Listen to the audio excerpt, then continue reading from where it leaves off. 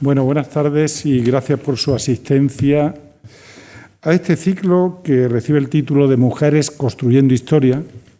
y que responde a una idea, y es invitar en la Cátedra Domínguez Ortiz a historiadoras, las cuales pues están, no diríamos ya en una vía de formación, sino que son unas magníficas historiadoras y que creo que tienen que tener un foro en el cual intervenir, como es esta cátedra, porque su futuro, que está plenamente consolidado, con plena seguridad va a ser mucho más brillante aún. En ese sentido, pues comenzamos hoy el ciclo con la profesora Natalia González Heras, que está a mi derecha, a la izquierda de ustedes, y que la va a presentar la profesora Laura Oliván. Decirles que mañana tendremos la conferencia de la profesora Ana María Sisto Barcia. El 5 de mayo, nuestra presentadora de hoy es la que va a intervenir. Y el día 12 de mayo, la profesora Inés Gómez González, que hoy pues, también ha tenido la gentileza de acompañarnos. Quiero agradecerle a la profesora Natalia González Heras que esté aquí con nosotros. Es una fecha compleja, yo lo sé, pero hemos encajado las fechas como hemos podido. Y, como no, también a mi compañera Laura Oliván, que sea quien presente a nuestra interviniente. Nada más, son ellas las que tienen el protagonismo, de modo que cedo la palabra a Laura para que nos presente a la interviniente. Bueno, hoy estoy encantada de presentar a Natalia González Heras. Nos conocemos desde hace ya 16 años, en diciembre de 2007, en aquel congreso de las Casas de las Reiras. No sé si te acuerdas, sí, ¿verdad? Que Gloria viene, uy, que te voy a presentar a mi alumna y fíjate a dónde has llegado desde aquella fecha.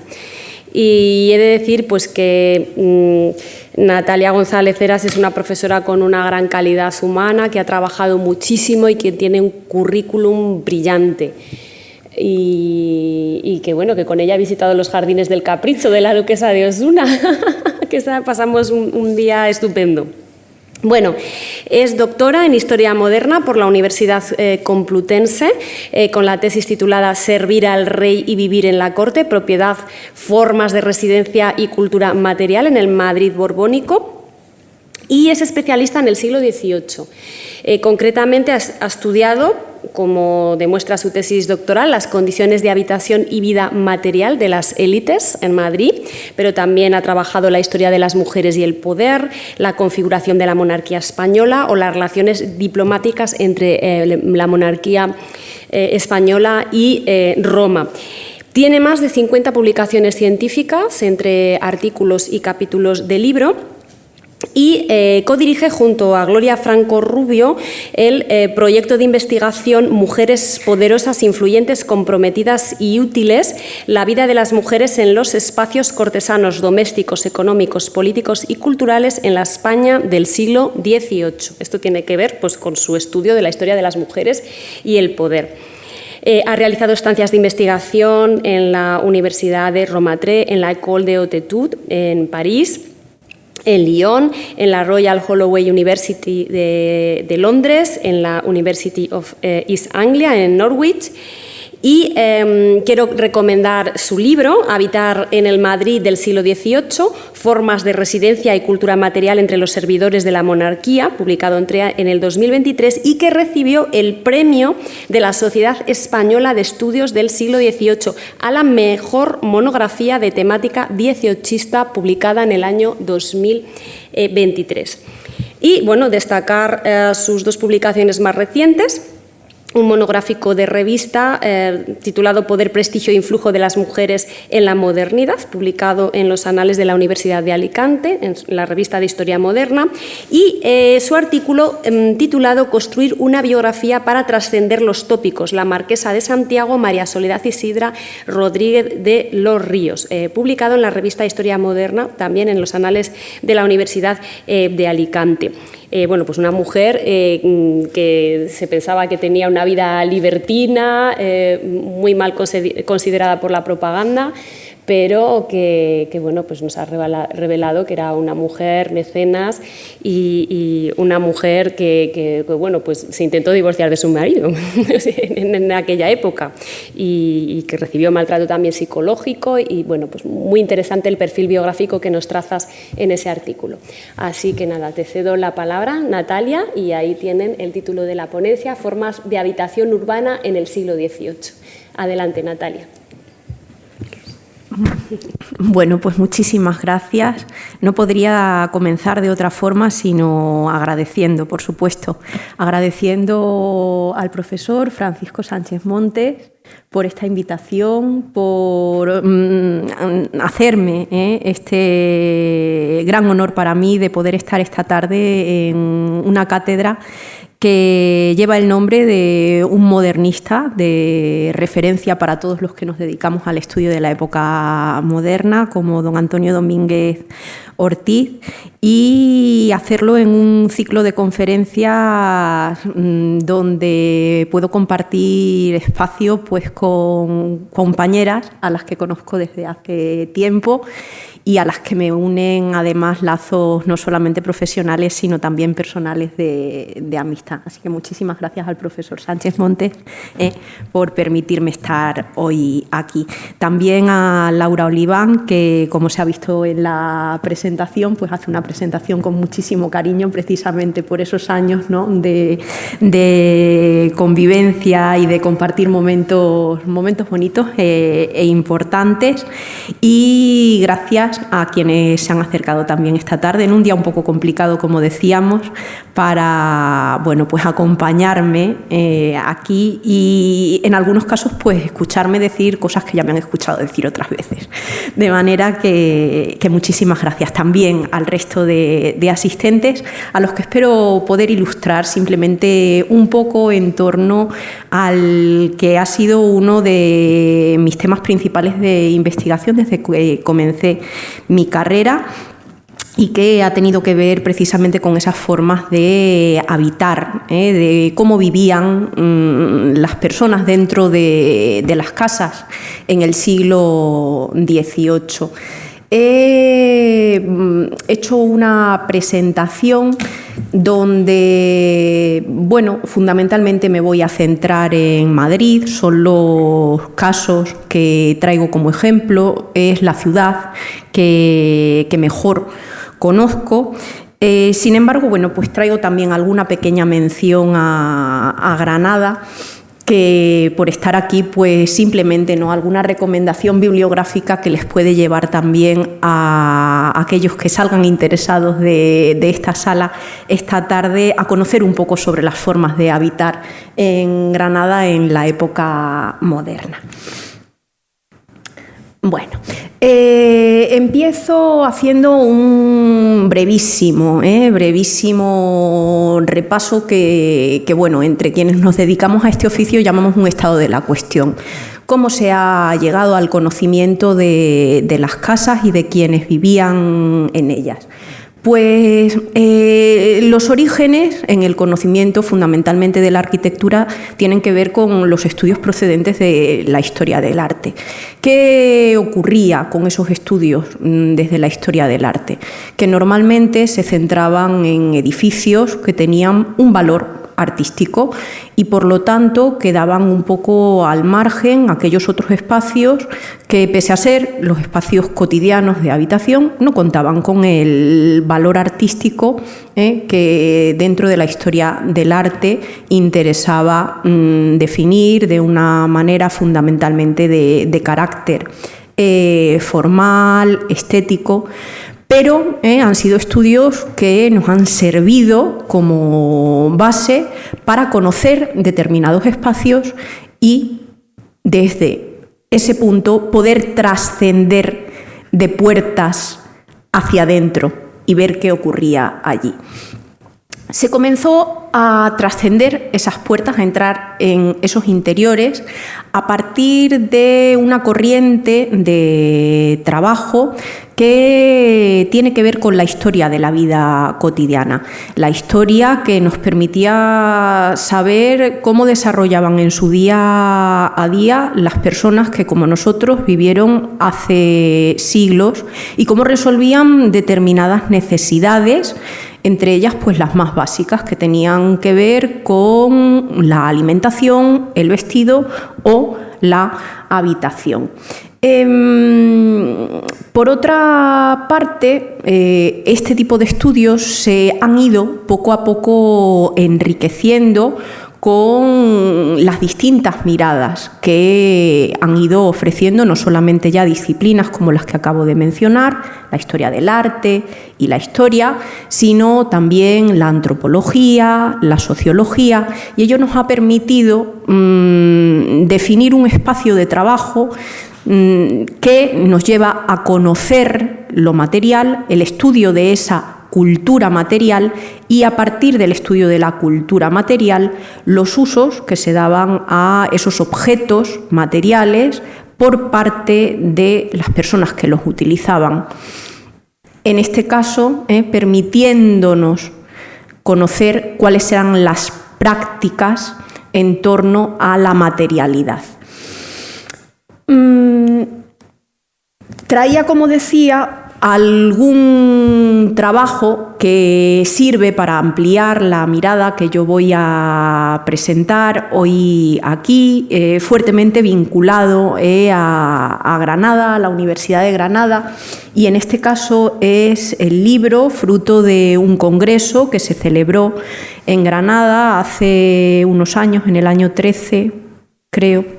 14, ya no recuerdo bien. Tenemos publicado este libro coordinado por la profesora Margarita Virriel, en el que, bueno, pues participamos algunos de los aquí presentes y se ofrecieron miradas interesantes en torno al tema de la casa. Vemos ese plural, las casas, ¿no?, entendiendo esa diversidad para la edad moderna.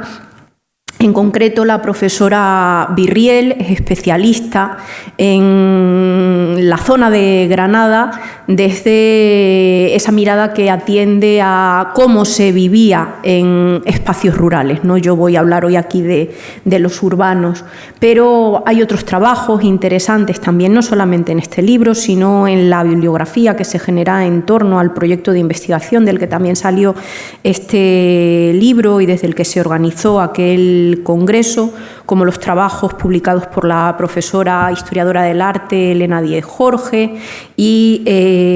su equipo, que vienen aplicando asimismo una mirada también de género, enfocándose en aquello que tenía que ver con el desarrollo de las prácticas de vida cotidianas por parte de las mujeres. Bueno, esto como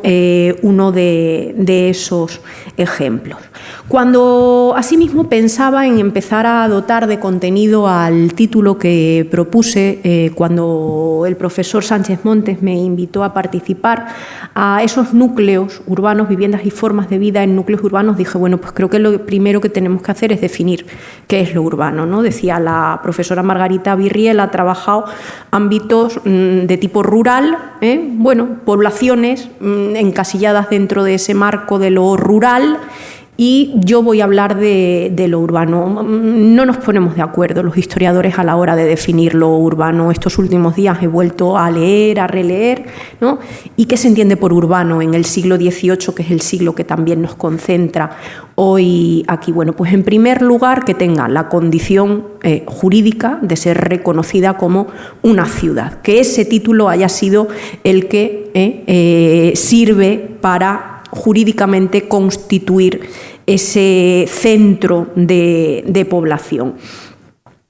He ido a finales del siglo XVIII y en 1787, según el censo de Floridablanca, se dice que hay 147 ciudades, 110 en la Corona de Castilla y 37 en la Corona de Aragón. ¿Y en qué consisten esas ciudades? Más allá de lo jurídico. Pues bien, parece que todas las sedes episcopales en ese momento tenían la condición jurídica de ciudad. No obstante, no todas las ciudades reconocidas jurídicamente como tal eran asimismo sede episcopal. Por lo tanto, encontramos esas diferencias, que no nos lleve a pensar que es un elemento definitorio de la ciudad el hecho de ser sede episcopal. La potencia demográfica, el número de habitantes. Bien, en general, ciudades con un número de población importante. ¿Cuánto es importante? Bueno, pues quienes se dedican a estos estudios del urbanismo lo sitúan entre los 5 y 10.000 habitantes aproximadamente, pero tenemos algunas ciudades jurídicamente así definidas, como la vecina Purchena, que con 949 habitantes en el año 1787 tiene la condición jurídica de ciudad. Por lo tanto, tampoco es un elemento que nos sirva 100% para definir una ciudad, el número de población. Y, sin embargo, otras que no llegan a alcanzar jurídicamente la condición de ciudad, como Madrid, que va a ser durante toda la época moderna una villa, que continúa siendo una villa y que, sin embargo, tiene un número alto numéricamente de población que ronda durante ese periodo en el que se realiza el censo de Florida Blanca los 164.000 habitantes y que 10 años después, con el censo de Godoy, va a rozar los 190.000 habitantes. Tenemos que tener en cuenta siempre esas particularidades de que estamos hablando de una población que hasta mediados del siglo XVI no deja de ser un poblachón, como así lo han denominado algunos especialistas castellano más, pero en el momento en el que se establece como capital de la monarquía en el año 1561 con la llegada al trono de Felipe II y lugar habitual de la corte, porque ya sabemos que la corte era itinerante y que siempre nos encontraba en Madrid, pues empiezan a ganar población. Insisto que no voy a entrar en las particularidades de Madrid, que tiene una serie de características específicas precisamente por esta condición de capital, pero que si interesara y si tenemos al final un tiempo para cuestiones o para diálogo, pues podríamos resolver. Bueno, y quería traer, como decía, en honor a encontrarme aquí en Granada, pues para que veamos en qué consistían esas ciudades. En las de mediados del siglo XVI traigo este grabado del Civitatis Orbis Terrarum del año 1572, donde observamos una ciudad que a posteriori va a ser recogida en un grabado de avanzado el siglo XVIII, pero que se sustenta sobre una planta original de Granada que es del siglo XVI. ¿Cuál es el condicionante también y la particularidad de Granada que ustedes mejor que yo probablemente conocen? Pues aquí, eso que tenía que ver con la población, que nos encontramos en un año 1561, donde la población es bastante similar a la existente 2 siglos después, atendiendo precisamente a esa caída de población que supone la expulsión de los moriscos. De ahí que sirviera esa planta de mediados del siglo XVI para ser recuperada en el siglo XVIII y con pequeñas variaciones representar la Granada de 2 siglos después, donde podemos ver de alguna manera cómo se constituía ese urbanismo. Insisto, estaba en Granada y no podía ser de otra forma y tenía que traerlo aquí, pero lo poco o mucho que pueda conocer tiene más que ver con Madrid. Y aquí traigo este otro grabado, que es la vista panorámica, también de mediados del siglo XVI, para el caso madrileño, de 1565, de Anton van der Wingerde, donde observamos, pues, aquí, efectivamente, una ciudad que va a cambiar, una villa que va a cambiar bastante a lo largo de esos 2 siglos que nos van a llevar hasta mediados, la segunda mitad del siglo XVIII, y que se recoge en este plano topográfico de Tomás López del año 1785. Más allá de estas imágenes, quería acercarnos un poco más en la medida de lo posible, y he tratado que fuera utilizando imágenes de la época, no como algunas veces nos pasa que traemos o utilizamos imágenes posteriores que pueden llegar a distorsionarnos, de ahí que a lo mejor no haya tantas como desearíamos, ¿no? Pero son las que son. Esta imagen de Antonio Joly, un italiano que va a pintar estos paisajes de Madrid que nos permiten ver la calle Alcalá desde 2 perspectivas distintas, una que mira hacia la puerta de Alcalá y la otra que miraría en dirección hacia la Puerta del Sol. ¿Y qué es lo que a mí me interesa? Bien, pues a mí me interesa mostrar cómo nos situaríamos en esa plaza de Cibeles, que supongo que la mayoría tenemos en la cabeza, y que de la misma manera que les señalo ahí esas casas principales que pertenecían a los Alburquerque, nos vamos a encontrar del mismo modo con edificios que son casas de vecindad, donde sus moradores, los habitantes de estas casas, pues poco o nada tenían que ver con la condición de sus vecinos de, diríamos hoy, la acera de enfrente. Bueno, en cifras, 1561, un Madrid de unos 10.000 habitantes aproximadamente,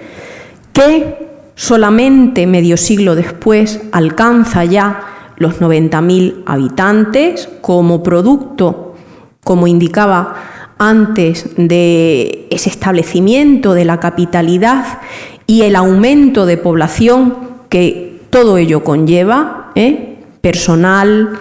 para trabajar en las instituciones, servicios a través de los que atender las necesidades de esta población creciente, y que en el año 1787 alcanza los 164.000 habitantes, y como decía, en el censo de 10 años después de Godoy vamos a ver que roza los 190.000. Una población que no para de crecer a lo largo de la Edad Moderna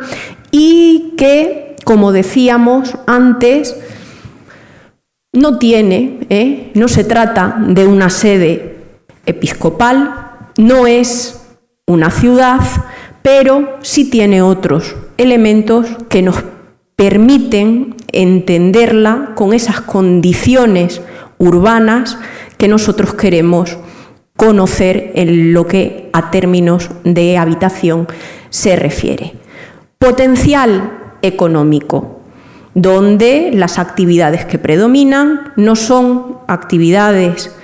del sector primario, no se trata de actividades agrícolas y ganaderas, sino que aquellas actividades principales son las de tipo artesanal, la producción, la manufactura, y las de la distribución, el comercio, y asimismo una importante función administrativa vinculada, como decíamos, a ese sistema de la monarquía que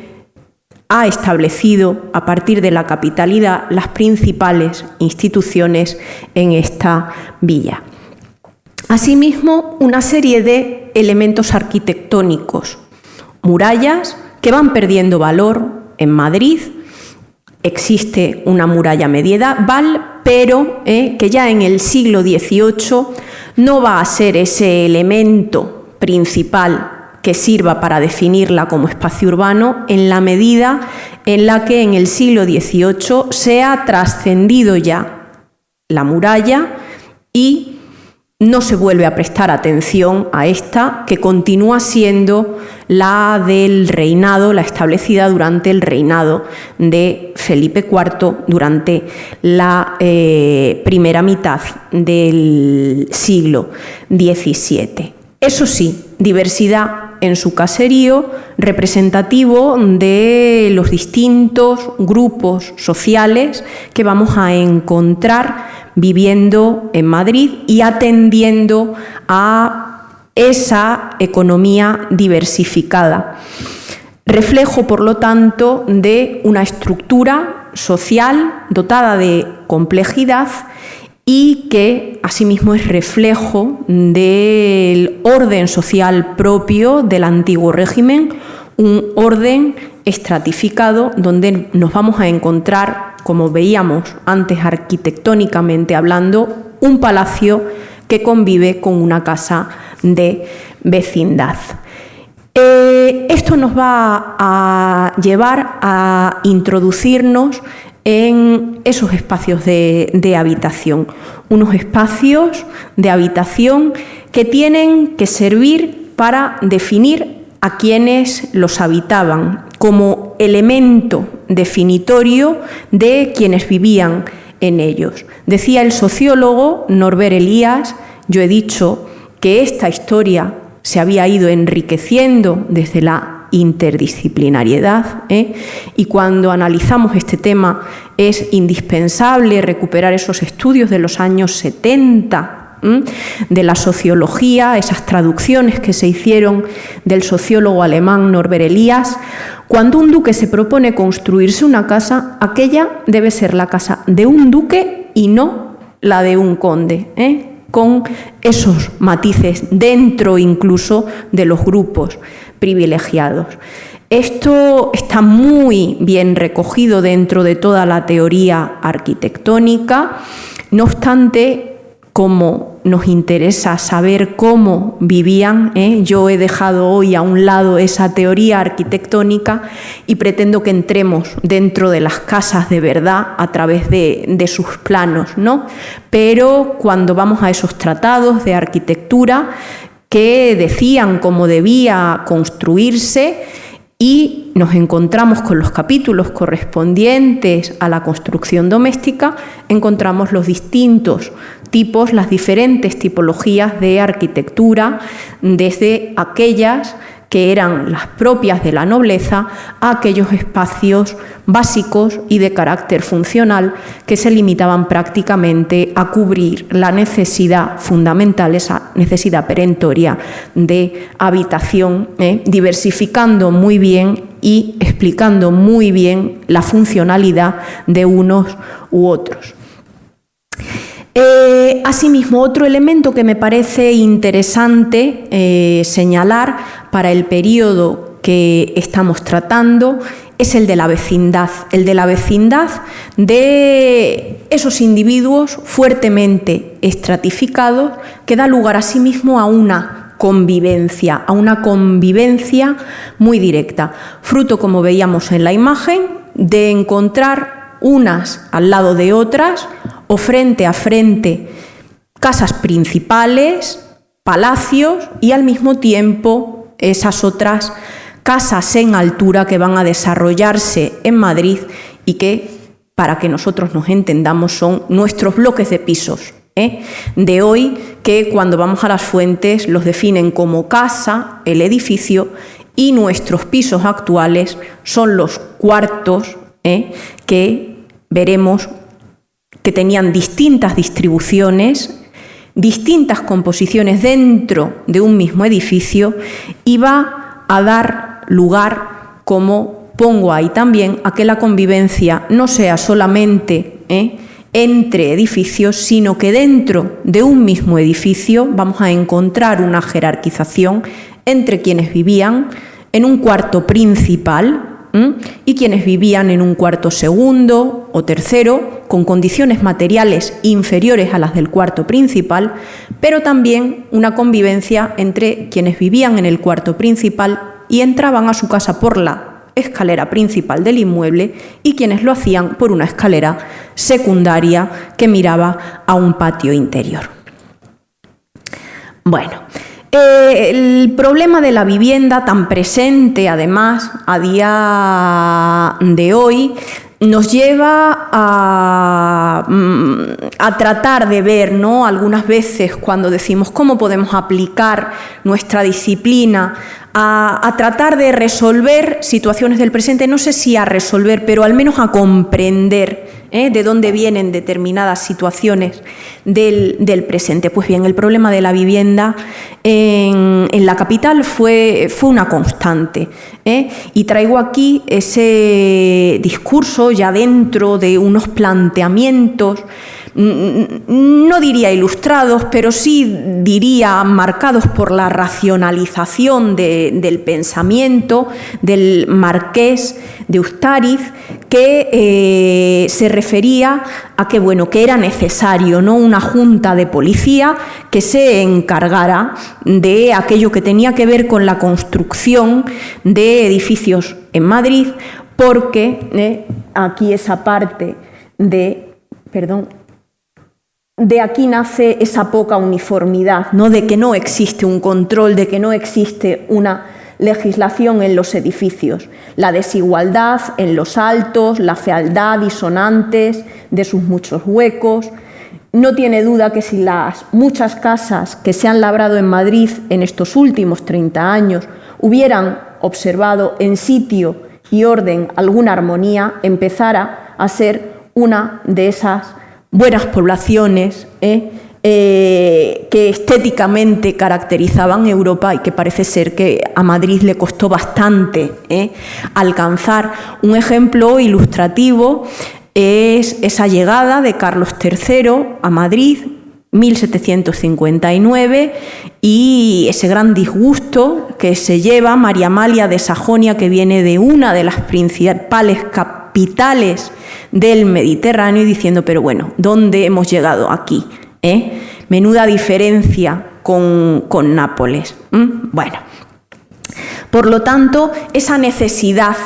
de dotar a Madrid de una legislación, de unas ordenanzas que dijeran cómo se debía construir y que no llegaron hasta el siglo XIX. A lo largo del siglo XVIII se continúa construyendo, atendiendo a un par de tratados de ordenanzas, uno de finales del siglo XVII, de Juan de Torija, que toma ordenanzas tradicionales de Toledo, de Segovia, pero que ahí no deja de ser un tratado para ordenanzas que no se llega a sancionar y que retoma Teodoro Ardemans en las primeras décadas del siglo XVIII y que se mantiene igualmente sin sancionar como ordenanzas, pero que cuando hay que recurrir a algún tipo de texto que organice lo que tiene que ver con la construcción en Madrid es al que se recurre. Bueno,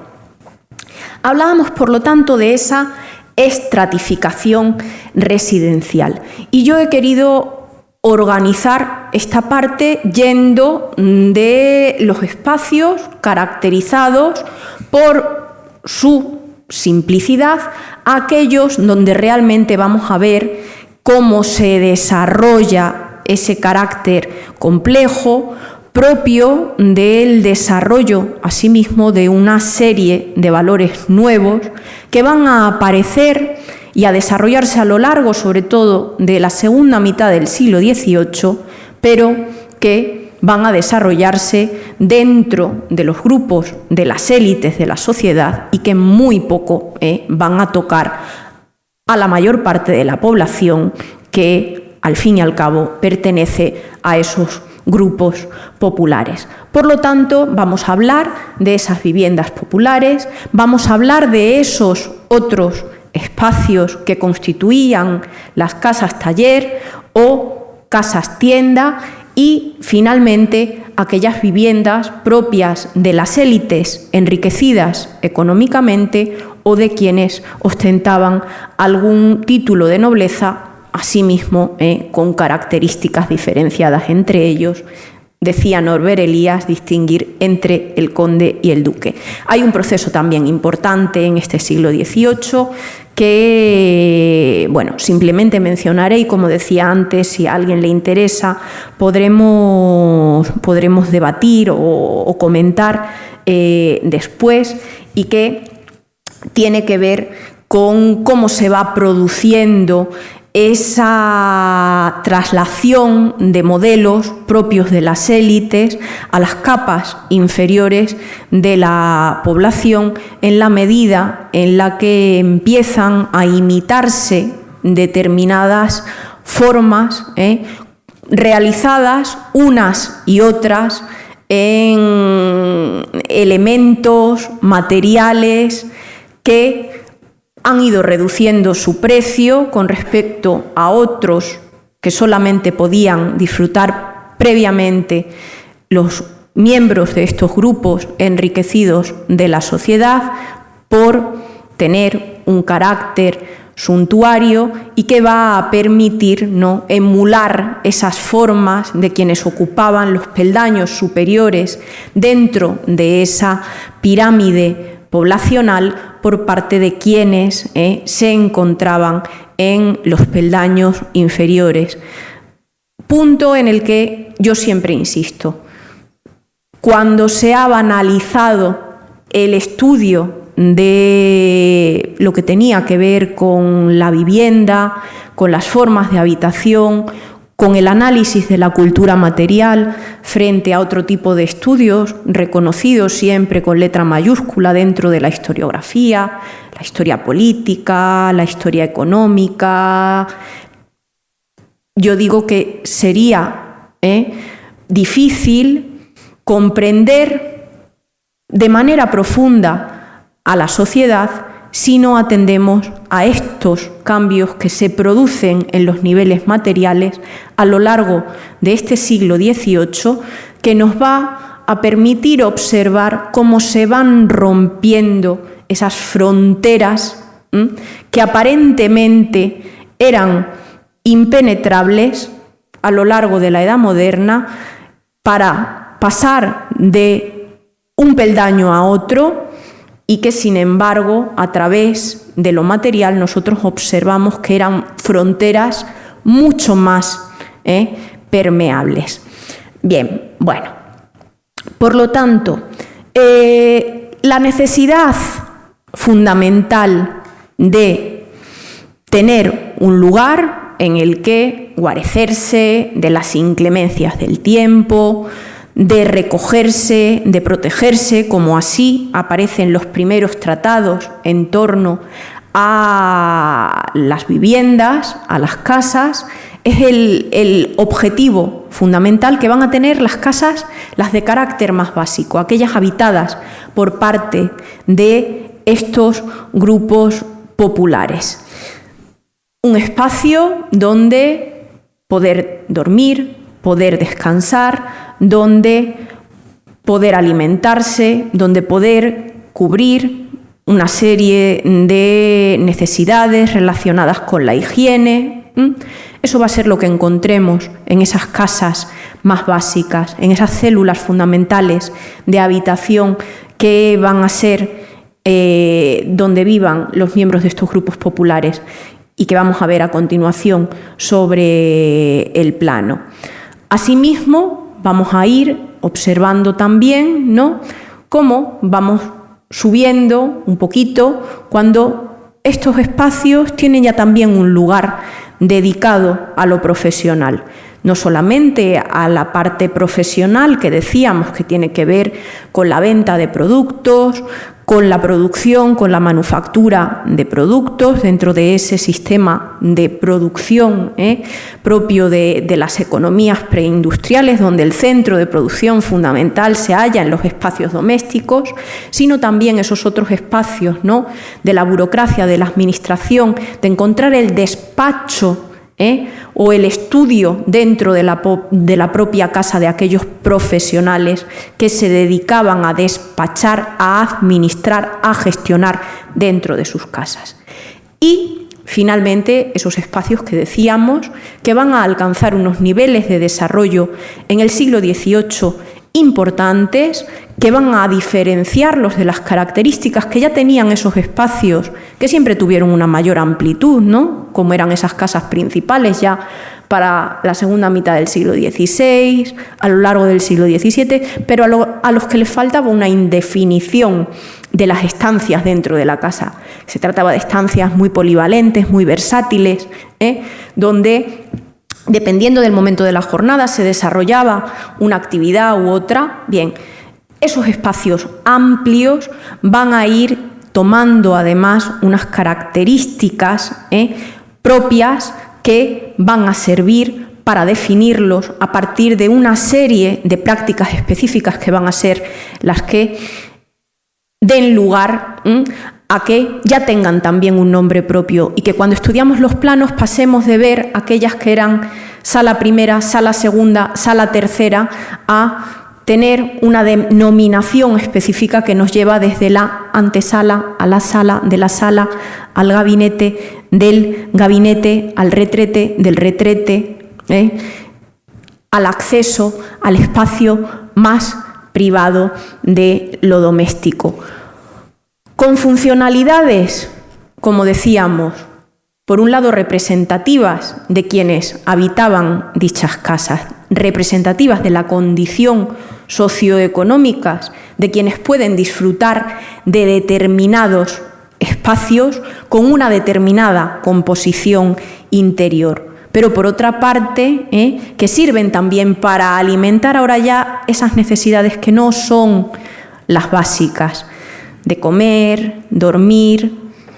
asearse, un aseo en lo que tiene que ver con lo personal, pero también con el aseo de la ropa, del espacio, sino que tienen que ver con las prácticas de nivel intelectual, la lectura, el estudio, y asimismo con las prácticas de devoción, la importancia que van a tener los oratorios y las capillas privadas en algunas de estas casas principales o palacios que vamos a ver para la segunda mitad del siglo XVIII. Asimismo, como espacios para el desarrollo de esa sociabilidad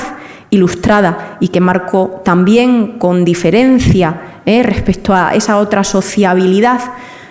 que ya existía, por supuesto, en los siglos previos de reunión, pero ahora con una serie de características distintas, donde vamos a observar que se produce, es un lugar donde nos permite ver esa fractura, esa ruptura que decíamos antes de lo estamental, de los grupos que se mezclan, donde van a reunirse, a dialogar, a debatir, a compartir opinión, a generar esa opinión pública en la segunda mitad del siglo XVIII y que va a reunir a nobles, con eclesiásticos, con diaristas, con miembros de las distintas instituciones en sus distintas categorías de la oficialidad, pero donde también se van a hallar presentes miembros de los distintos ámbitos de la cultura, de la literatura, del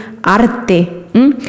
de aquellos otros ámbitos que tienen que ver con una cultura relacionada ya con el ocio del teatro, actores, actrices, etcétera, etcétera. Una sociabilidad ilustrada con otra característica, además de la de romper con esas barreras sociales,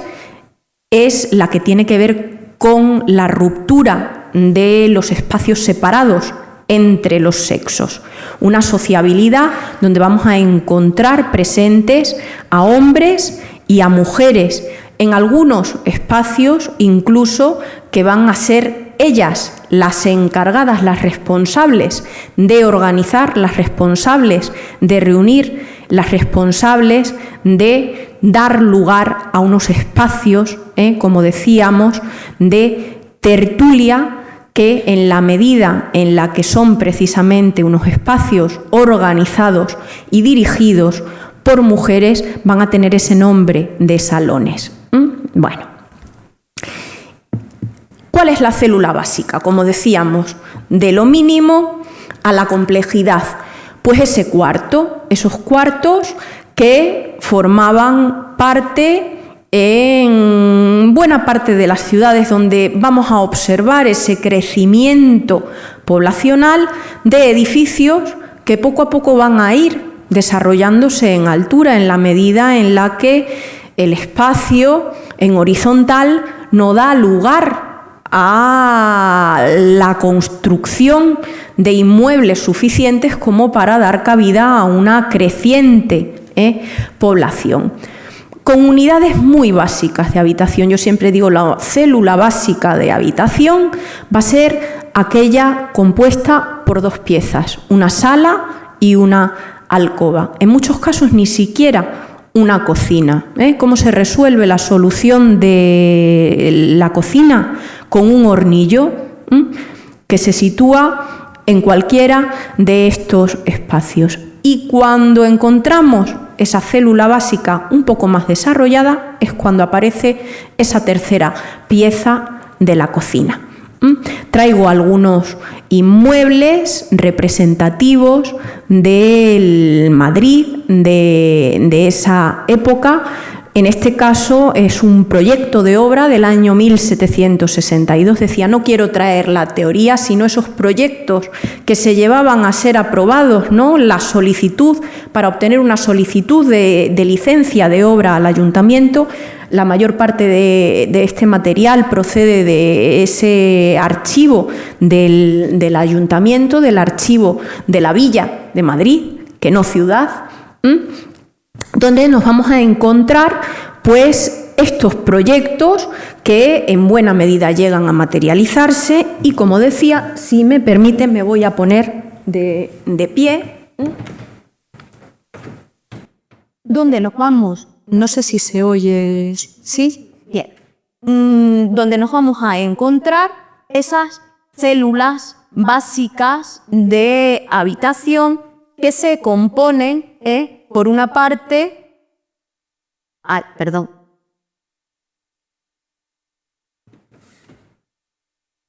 de esos lugares básicos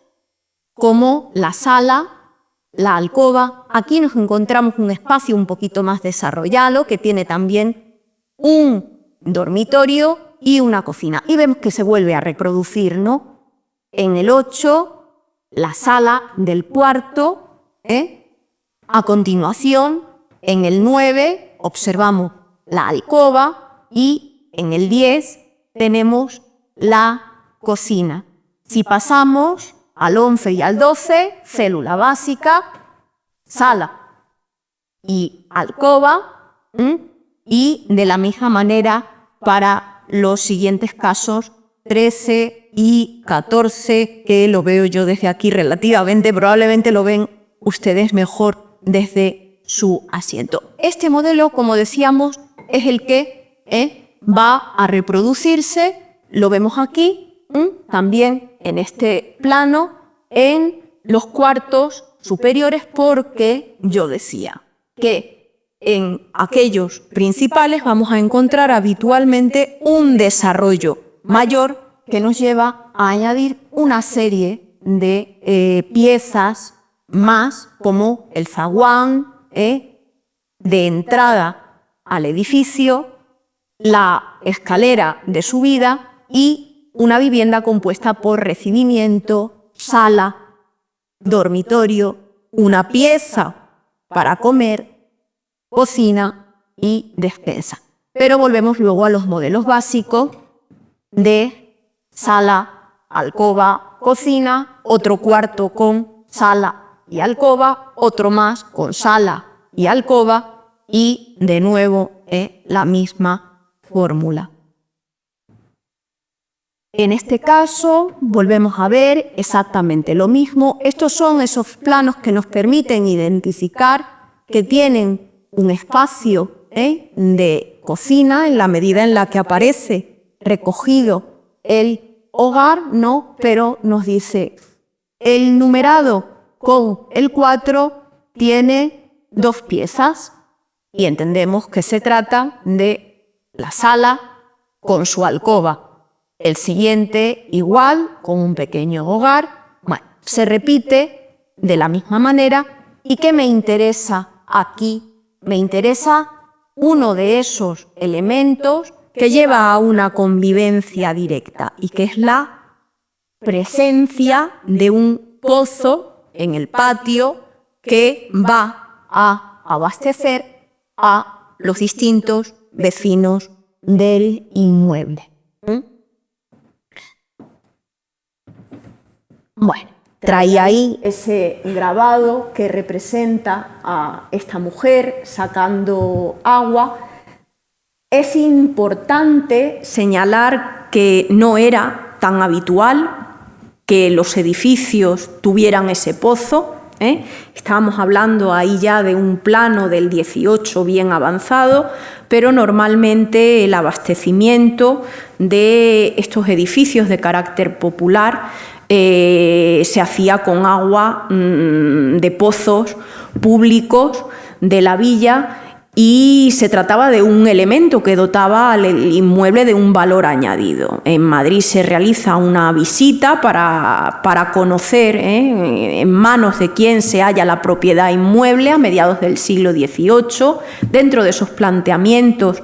de racionalización que ya mencionábamos antes, ¿no? Y que implican también una racionalización de la hacienda, de lo fiscal, y se hace ese reconocimiento, a ver quiénes son los propietarios en Madrid y en relación a los bienes inmuebles que posean van a tener que pagar unos impuestos determinados. Y aquellos inmuebles que gozaban de un pozo de agua tienen normalmente un valor bastante superior a aquellos que no lo tenían. Pero desde nuestra mirada social nos interesa observar esos espacios que se generan como espacios de convivencia, asimismo entre vecinos, de la misma manera que lo son esos otros espacios de entrada y tránsito por los inmuebles. Bueno, para continuar avanzando, voy a pasar a esa segunda tipología que decía nos permite observar el desarrollo, además, en una medida que nos dice cómo poco a poco se van separando aquellos espacios que tenían que ver con la vida en casa y con aquella que tenía que ver con el trabajo. No hablo habitualmente de público y privado porque no podemos hablar de unos espacios definidos en esos niveles de lo público y lo privado que nosotros comprendemos a día de hoy, porque vamos a ver que existe realmente una convivencia muy directa entre estos lugares de habitación y de trabajo, pero ya comienza a producirse una pequeña separación. Aquí, de nuevo, traía un par de planos que nos permite observar una casa donde el bajo se compone de una tienda con su correspondiente trastienda, una escalera propia de esa tienda que sube al nivel superior, al cuarto principal. Por otra parte, una sala, una pieza para el personal de la tienda, con una alcoba, una cocina, una pequeña despensa, y cerraríamos este espacio con lo que tiene que ver con la entrada al inmueble de pisos, la escalera principal, un patio que accede a la parte trasera, donde vemos que hay una cuadra, un pajar, unas escaleras secundarias, y que subiría al cuarto principal, que se compone ya de un desarrollo que asimismo nos permite observar esa diferencia económica entre aquellos que limitaban su vida al cuarto y la alcoba y ese grupo donde nos vamos a encontrar ya un recibimiento amplio, una sala, una alcoba principal, la escalera que conecta la tienda con la residencia de los propietarios de la tienda, que no del mancebo, que tenía su espacio dentro de la propia tienda y a partir de ahí, como decíamos, un desarrollo que nos muestra una cocina, un dormitorio, la despensa, una pieza de comer. Es un elemento importante también en la medida en la que durante mucho tiempo se dijo que no existían los comedores, ¿no? Que era un espacio que se habilitaba para comer, ¿no? Pues encontramos en los planos normalmente este espacio de la pieza de comer o comedor y que suele encontrarse habitualmente entre la cocina y la sala, como zona intermedia. Bueno, y decía, trataría de ilustrar en la medida en la que tenemos imágenes al respecto. Aquí traigo una pintura del siglo XVIII de Luis Paret que recoge un interior de un comercio. Pues imaginemos cómo esto podría ser lo que nos encontrábamos ahí. Y aquí, hablando ya de esa evolución, de ese paso de la célula básica de habitación a espacios con mayor desarrollo, traía un gráfico resultado de esa parte cuantitativa, importante también en la investigación,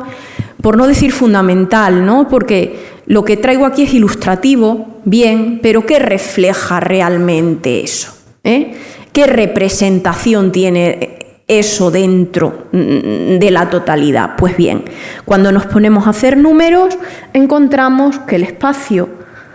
que más aparece representado dentro de los planos es la sala, seguido por la cocina y seguido por la alcoba. ¿Por qué seguido de la cocina? Ya ven que hay poca diferencia,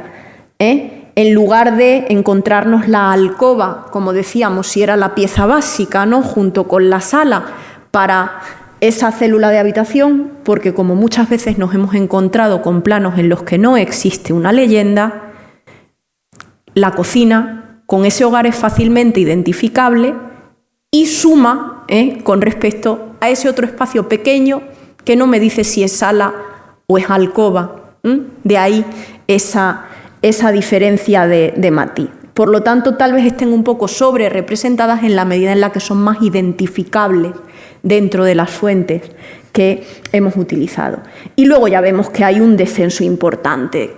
del recibimiento, del dormitorio, de la despensa, comedores, y estos otros espacios son unos espacios que decíamos ya que vamos a encontrar en viviendas complejas,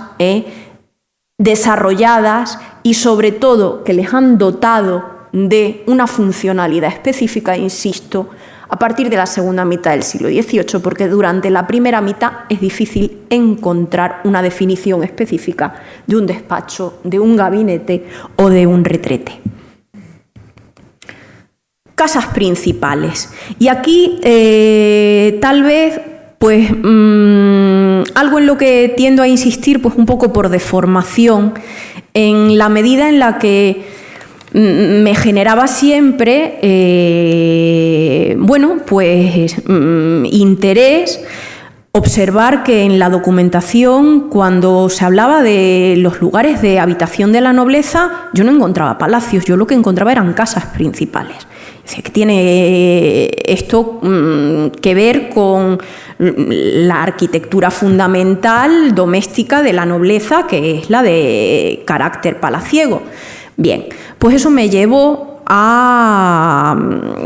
también a calcular, ¿no? Y a darme cuenta que hasta la segunda mitad del siglo XVIII, al menos en Madrid, no vamos a encontrar la denominación de palacio en la medida en la que no empiezan a desarrollarse esas formas arquitectónicas que todos tenemos en la cabeza y que vamos a ver a continuación, y que son esos palacios ya con un carácter arquitectónico definido por los historiadores del arte casi neoclásico. Bien,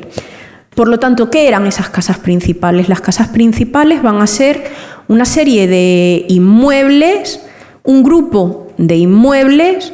compuesto por varios edificios en los que vamos a encontrar espacios para cubrir las distintas necesidades de estas familias enriquecidas económicamente o que ostentan un título nobiliario. Originalmente las casas principales pertenecen a la nobleza, pero todo aquel que se enriquece económicamente y tiene la posibilidad de hacerse con unas casas principales va a ir comprando esas casas principales en ese proceso de equiparación que hablamos, ¿no? Y de ruptura, por lo tanto, de esas fronteras sociales. Casas principales donde vamos a tener un edificio, la residencia de los señores, en algunos casos con determinadas piezas para los miembros del servicio que tienen que atender directamente las necesidades de estos señores, pero que vamos a encontrar asimismo otro edificio donde estén el resto de los miembros del servicio, otro edificio con unas cocheras, otro con unas caballerizas, otro con unos almacenes. De ahí que hablemos de ese conjunto de edificios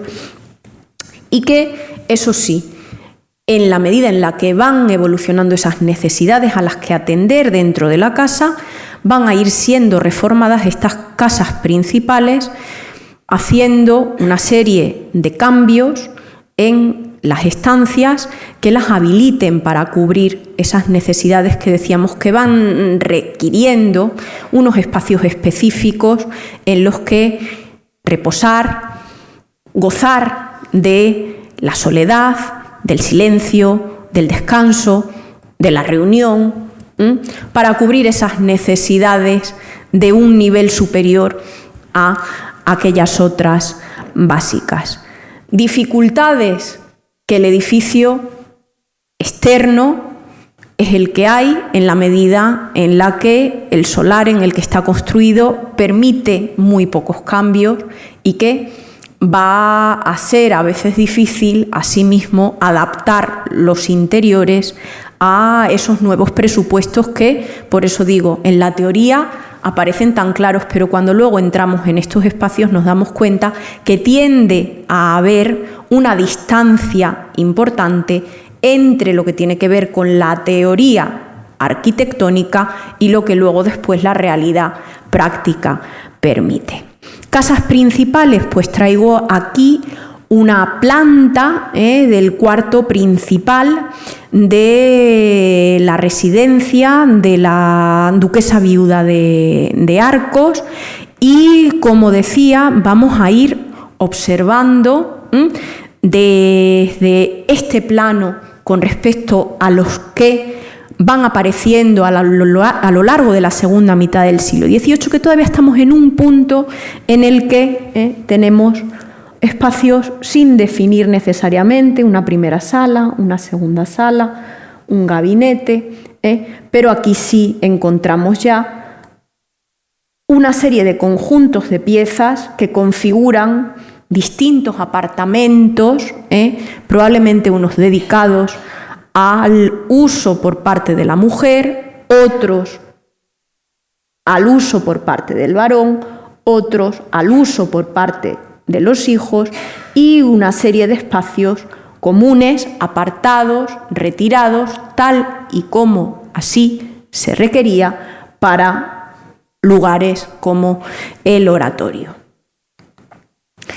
Pero decíamos, diferentes inmuebles que configuran un conjunto, planta principal de un edificio con la residencia de la familia y, por otra parte, otro edificio en el que observamos una serie de espacios de habitación, de nuevo básicos, ¿no? Una sala, una alcoba, un cuarto y una cocina, que vemos que asimismo se reproduce, sala, alcoba, otro cuarto con su cocina, y que iban a dotar de habitación a aquellos que se dedicaban al trabajo dentro de esa familia principal, en este caso de la contaduría de la casa y de la secretaría, así como del archivo de la casa, en un inmueble por separado. Bueno, no quiero, porque ya veo que voy abusando un poco del tiempo, traía aquí otro edificio, en este caso,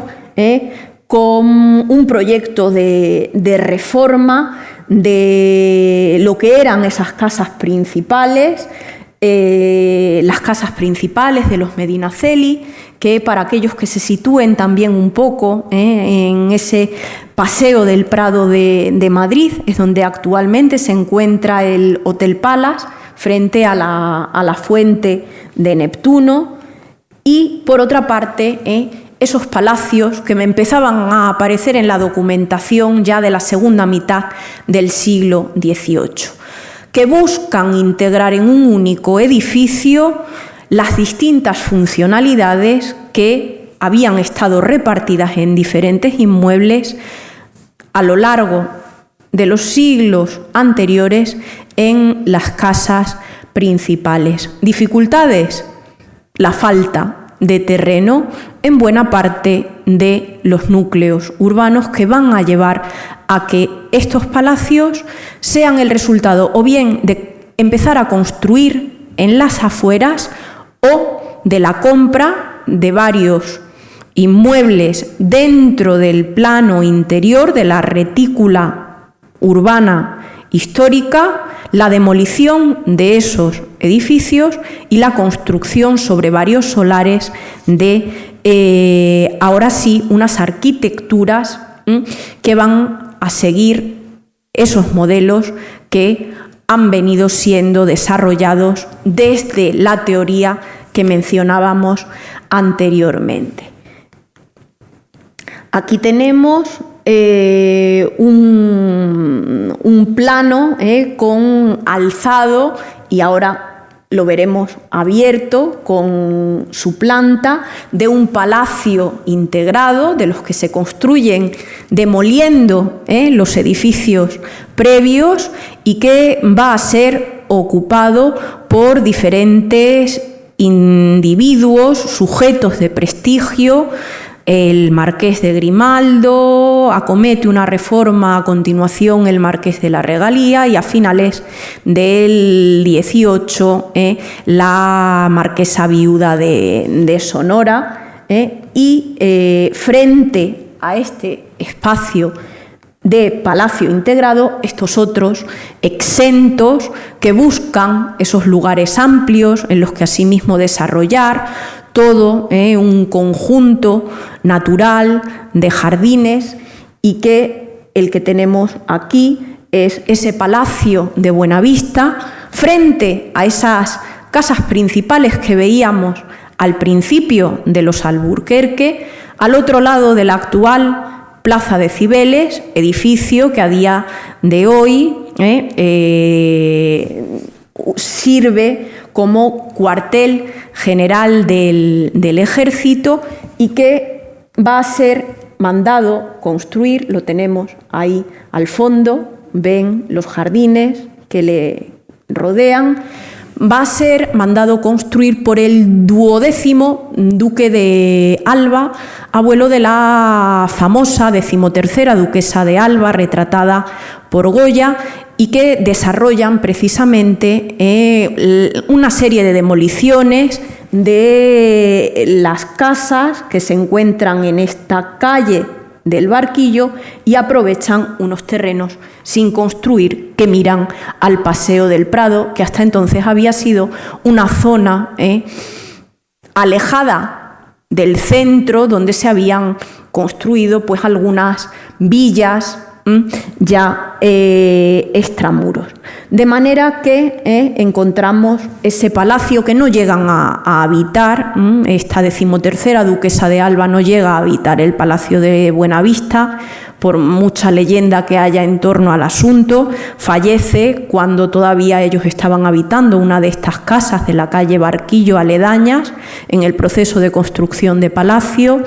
Godoy toma interés por dicho palacio y pasa a manos de Godoy. Previamente, en las casas que había situadas en esa zona, había residido también Isabel de Farnesio, ya como viuda,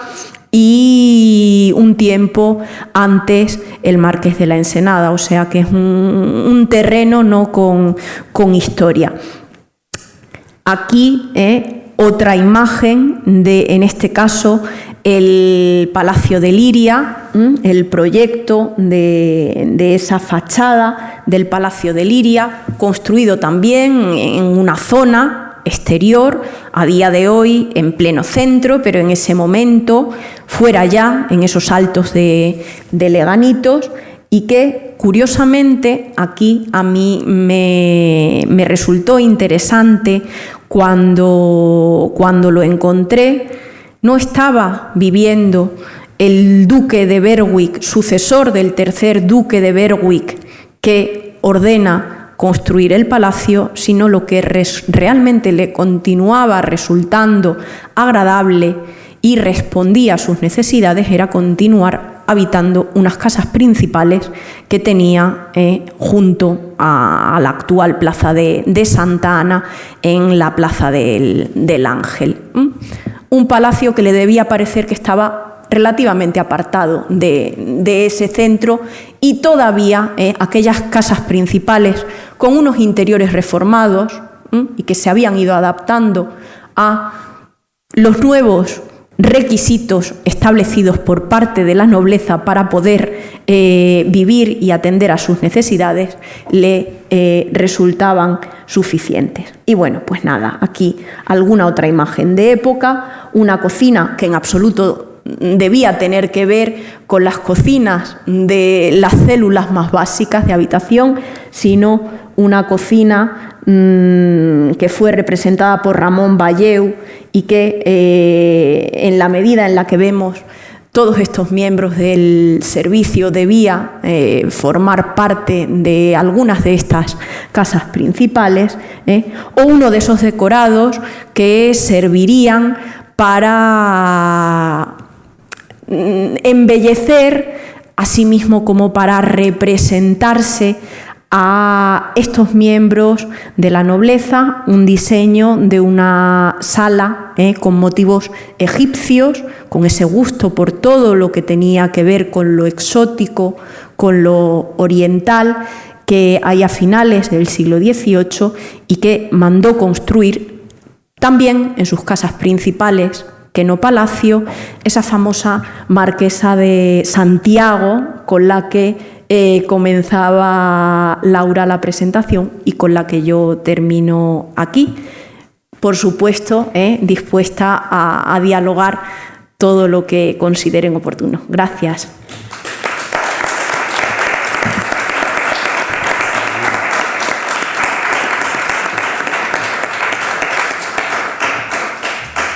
Bien, como bien ha dicho la profesora Natalia González Ceras, a la que quiero felicitar por su excelente intervención. Muchísimas gracias. Es habitual en la cátedra abrir un turno de palabra para aquella persona que quiera intervenir, aclarar, preguntar. Es un diálogo abierto, de modo que si alguien quiere decir algo. Sí.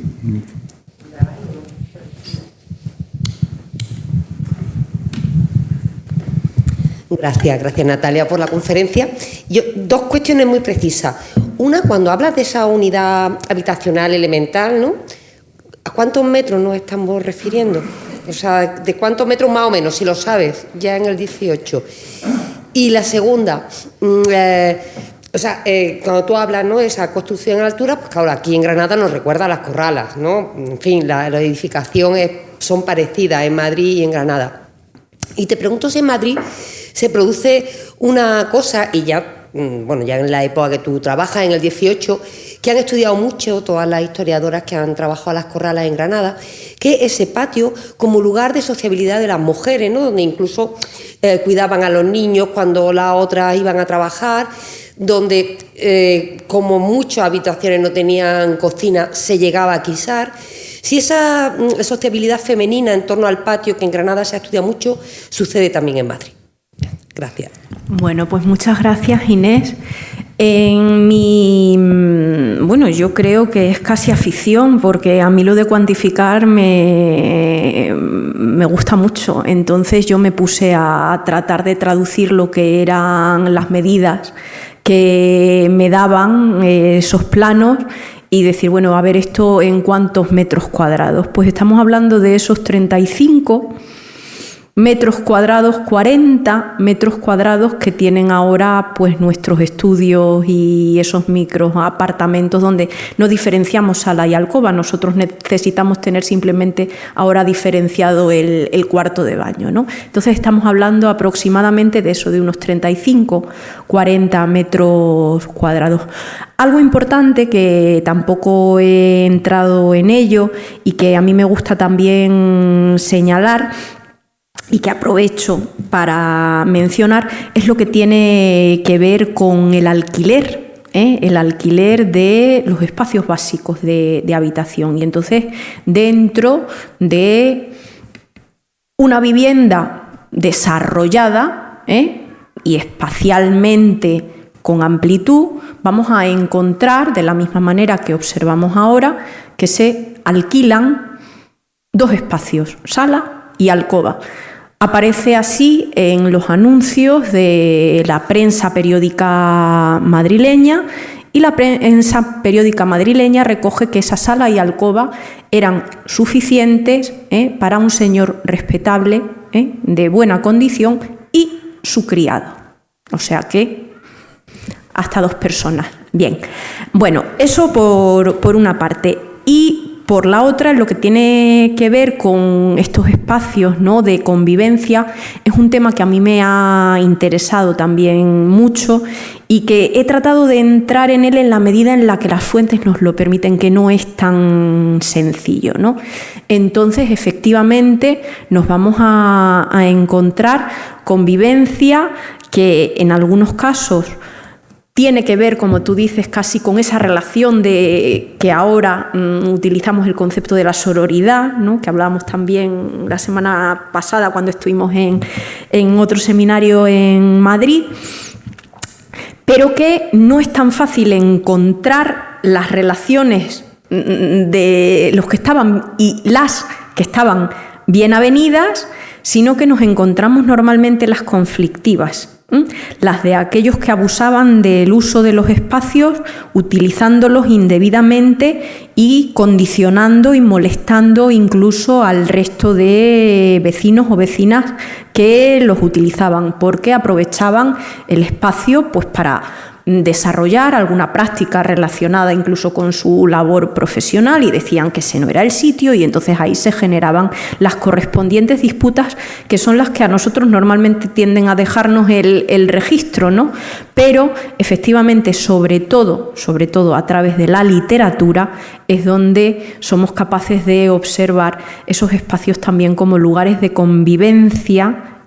y de las relaciones establecidas entre mujeres que conviven, se apoyan y comparten en dichos lugares de vecindad.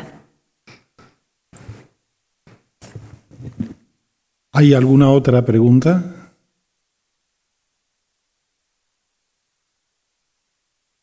Natalia, yo quería preguntarte por el tema de la higiene. ¿Has encontrado alguna diferencia de principios del 18 a finales del 18? ¿Algún cambio en las casas relativo a la higiene? ¿O esto ya tenemos que empezar finales del 18 hacia el 19 para encontrar algo un poco más parecido a lo que tenemos nosotros? Nada, ahora. Efectivamente, estamos hablando de espacios donde ese retrete, que a nosotros a veces nos sirve todavía incluso para denominar nuestros espacios de cuarto de baño, ese retrete no es un espacio que tenga en absoluto que ver ni con la existencia de un inodoro, ni con la existencia de un espacio de vertido, ni mucho menos de higiene. Es decir, no vamos a encontrar en ningún caso una bañera o algo parecido, ¿eh? Todos estos elementos continúan siendo elementos portátiles. Hay recados que se denominan de retrete, pero porque se usan en ese retrete que no deja de ser un espacio un poquito más apartado,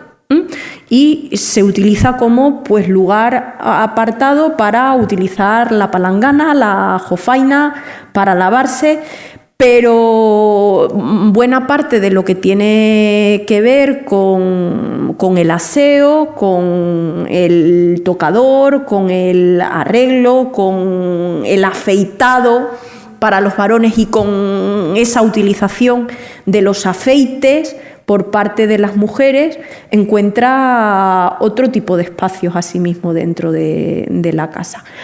Algunos de los primeros palacios que empezaron a tener un lugar apartado, con un espacio específico para pues el vertido de residuos o una bañera, ahí nos vamos a encontrar espacios ya propios del siglo XIX y que continúan teniendo más un carácter de representación y de exhibición que la utilidad y la funcionalidad. Me lleva, por ejemplo, a pensar en actualmente la casa museo que hay en Madrid, ahora no me sale, la calle Ventura Rodríguez. El Museo Cerralbo, eso es, Casa Museo Cerralbo. Bueno, pues tiene una maravillosa bañera de mármol, propio ya del siglo XIX, al lado del espacio de recepción de la sala de baile como lugar de representación que mostrar, entiendo que mucho más que para un uso funcional. O sea que hay que esperar bastante. Luego es interesante, y no sé si en alguno de los planos recogidos de los edificios de vecindad, algo que empieza a preocupar bastante es lo que tiene que ver con el vertido de residuos a través de un lugar específico. Aquí no, tal vez aquí, no lo sé si ese número 15 no, es un pozo. No tengo, hay alguno, tengo algún proyecto de finales del siglo XVIII, de 1798, donde al final del corredor del pasillo a través del que se distribuyen los diferentes cuartos, nos vamos a encontrar con una Y común para que los vecinos de la planta vayan allí y vacíen distintos tipos de residuos y de alguna manera canalizar, y nunca mejor dicho, esa problemática del agua, del vertido de residuos desde la ventana de la casa directamente a la calle. Pero estamos hablando del siglo XVIII muy avanzado, o sea, todo lo que tiene que ver con el tema de la higiene, y es algo bastante contemporáneo. Claro, y todo iba a la calle, claro.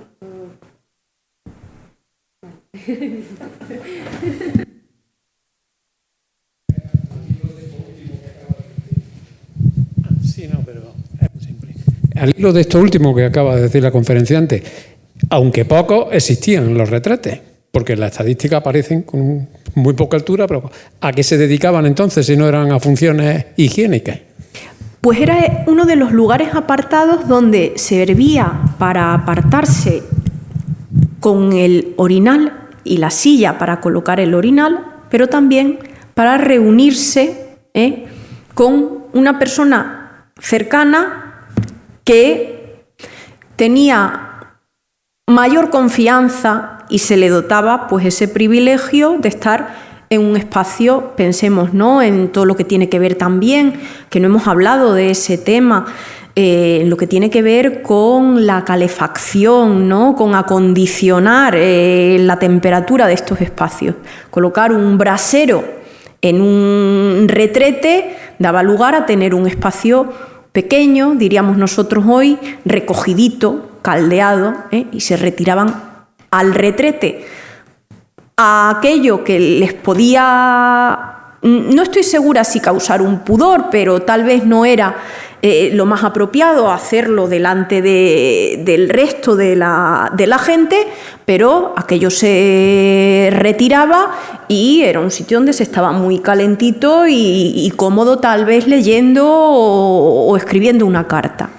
O sea, pero es un porcentaje muy pequeño. Aparece cuando ya hay todo lo demás y entonces ahí tenemos un pequeño lugar y nunca se halla en ellos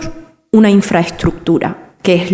porque las infraestructuras aparecen normalmente claramente recogidas en estos planos, ¿no? Y cuando las hay las identificamos gráficamente muy rápido, pero no hay infraestructura en esos retretes todavía.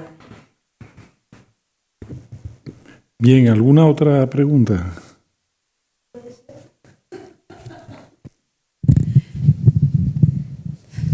Muchas gracias. Bueno, yo no es mi intención ponerte en un brete porque ya sé que no es tu tema, pero quizás me puedas aportar más porque de todo esto que nos has contado, los espacios se van densificando, se van dividiendo conforme avanza el tiempo.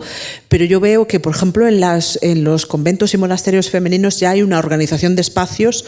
muy anterior y, por ejemplo, en las grandes instituciones, las más poderosas y con las monjas de velo negro,